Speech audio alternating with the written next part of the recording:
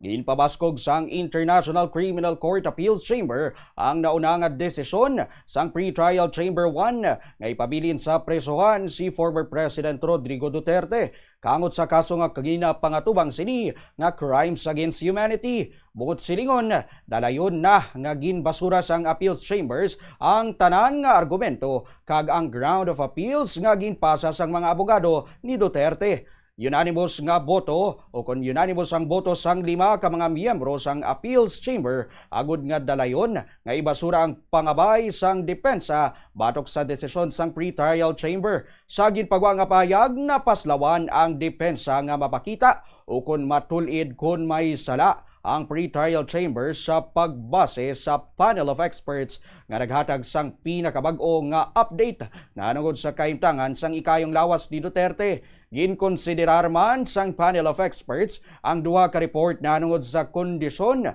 sang ikayong lawas sang anay presidente nga ginpreparar sang mga medical practitioner nga ginpili sang defense team na ibaluan nga hubalin sang Marso 12 tuig 2025